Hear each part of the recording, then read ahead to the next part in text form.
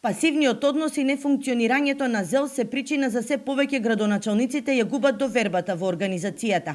На наредната седница на управниот одбор е неизбежно да се дискутира дали ќе има смена на актуелната преседателка Даниела Арцовска или пак решение за како повторно се врати довербата, смета градоначалникот на Радовиш Ацо Ристов, кој е член на управниот одбор на ЗЕЛС. Според Ристов, ваквите реакции се оправдани, откако се покажа дека годината што изминува беше погубна за општините.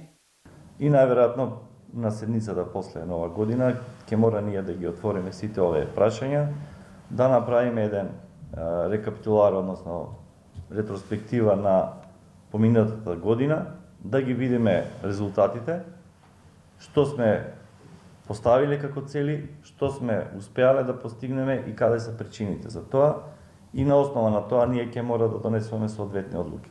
Дали ќе менуваме у управувањето, дали ќе менуваме у пристапот, дали ќе менуваме у начинот на кој што ЗЕЛС ќе действува понатаму.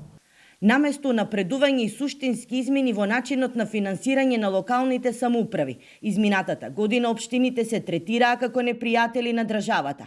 Ристов потенцира дека во изминатиот период, освен регулирањето на пазарот на струја за јавните предпријатија, мерка која доцна беше прифатена, преку ЗЕЛС не се изнајдоа решение и за други проблеми, со кои главно се соочуваат општините. Меѓутоа, ние како управен одбор и учесници на ЗЕЛС не успеавме во прошлата година да мрднеме во ниедна точка.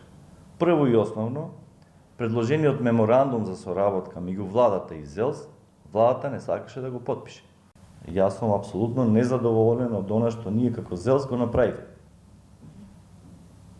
Општините не добија ништо за оваа година, дури напротив, мислам дека изгубивме доста. Упорно се однесуваме во оваа држава како да сме странци. Општините непријатели на државата. Тоа го нема во ниеден систем на светот. Годината што изминува за голем дел од градоначалниците беше тешка и полна со предизвици и кочници од централната власт. Според Ристов, без решение останаа проблемите со полагањето на директорските испити, уличното осветлување, распределбата на вкупниот буџет, како и непоставувањето на критериуми и механизми за распределба на парите за капитални инвестиции, кои во моментот се распределуваат по желба на министрите, а не на граѓаните.